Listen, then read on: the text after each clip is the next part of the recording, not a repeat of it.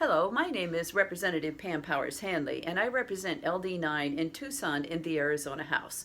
Well, today is February 15, and this is the last week for House committees to hear House bills, and the last week for Senate committees to hear Senate bills.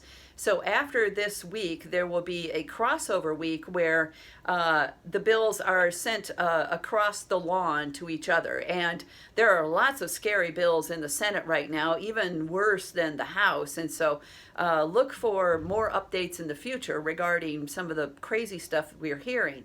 But so this week in Commerce and in Ways and Means and in many of the other committees, there are lots of bills on the agenda. There are lots of controversial bills. Some people are saying that the Republicans are throwing all of their bad ideas at the wall to see what sticks, right? So it's going to be fun. So today's video is about 5G. And so there are two 5G preemption bills in the works. And people down in Midtown Tucson, they have been up in arms for quite a while now over the 5G that is making 5G and 4G antennas popping up all over Midtown Tucson, including in the curb lawns in front of people's houses. Realtors are upset because this is hurting property values.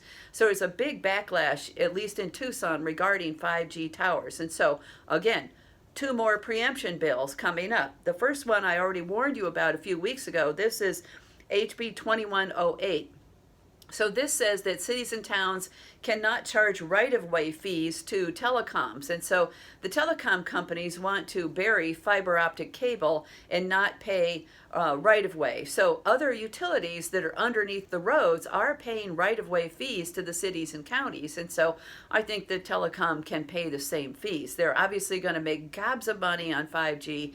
And so I think that cities and towns should be paid for the right-of-way. So I would suggest a no on 2108. That passed out of Commerce Committee, but it hasn't gone anywhere yet. So you can still go through my bill positions on RTS and say no to more preemption and say yes to the cities having some say in what's going on.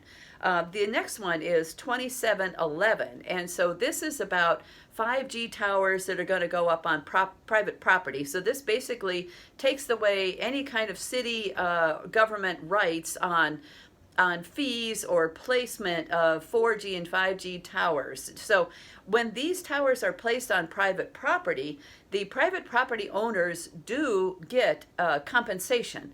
I've heard, different variety of amounts. I was told that there is a auto repair service garage in LD9 that's getting $1,200 a month to have a tower on their property. And that's a pretty good deal for that property owner.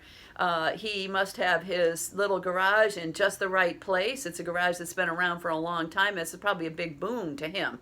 And so I'm not exactly sure what 2711 is going to do to people like him, but I do think that property owners should be fairly compensated if they're going to have a tower on their property. And I'm leery of getting rid of any sort of local governmental say in what's going on in our city. And so I would also say no on 2711. Now that is on the Commerce Committee agenda for February 16, tomorrow. So if you're on RTS, you can easily say no to more preemption when it comes to 5G towers, and so that is 2711.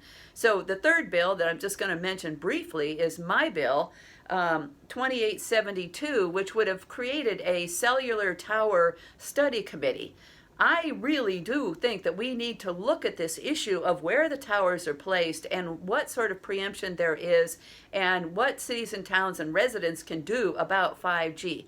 Now, because that's a Democratic bill and that's something they don't necessarily want to control, it has not been assigned to committee. But again, on my bill positions, if you know how to use that, you can say yes to 2872. We should be looking at these issues and not just throwing out tax cuts and deregulation towards 5G and the telecoms.